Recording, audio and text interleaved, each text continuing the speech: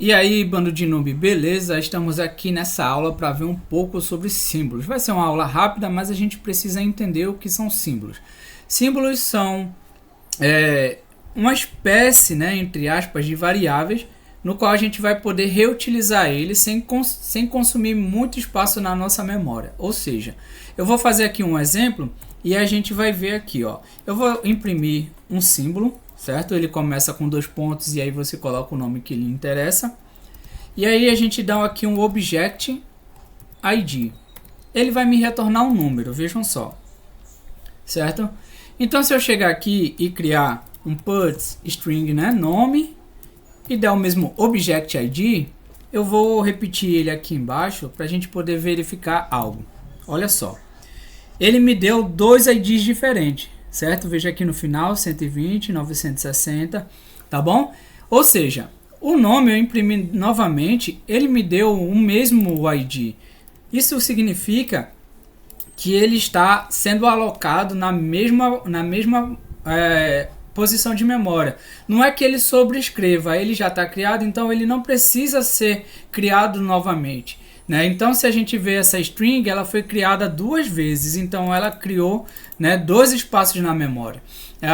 Em Rails, a gente costuma usar esses símbolos, né, quando a gente vai usar callbacks, né, por exemplo, o before action, né, e a gente coloca o nome do método, desculpa, e aí o método pode ser getName, por exemplo. Então ele só vai alocar um espaço na memória e não vai ficar criando várias e várias vezes o mesmo getName dentro da memória e tornando assim o processo, né, da nossa aplicação web mais lento. Às vezes a gente não consegue entender, né? Mas com a prática a gente vai começar a sacar o que significa o símbolo, né? Então na próxima aula a gente vai ver sobre hashes, né? E os hashes, quem já viu Python, já deu uma olhada em dicionários, né? A gente escreve assim, nome e valor, né? Então é chave e valor, chave e valor. Essas chaves, elas serão todas símbolos, né? Então, se a gente imprimir, né, uma hashzinha, deixa eu fazer aqui o teste, né, e botar para imprimir, puts hashes, ele me trouxe aqui um símbolo, você tá vendo, ó, ponto nome. Então, ele só vai alocar uma posição, certo? Ele não vai ficar criando várias posições. E aí a gente pode fazer também, adicionar aqui, ó, idade, por exemplo, né, 35, ok?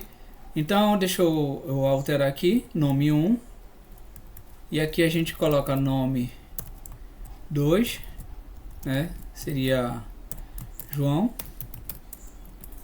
idade 60, certo? E a gente imprimir aqui, a gente vai ver aqui, ó, que idade foi duplicada, né, e foi sobrescrita. Então o que ele fez? Ele pegou o primeiro e duplicou. Então se a gente pode chegar e fazer aqui, ó, idade 2, tá bom?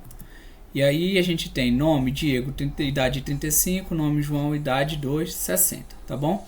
Então assim, esses símbolos aqui, como ele retorna símbolos, né, as nossas chaves, então ele é mais uma questão de processamento.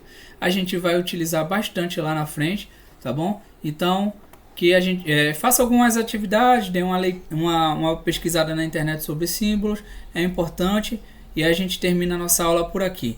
Valeu, galera, um abraço.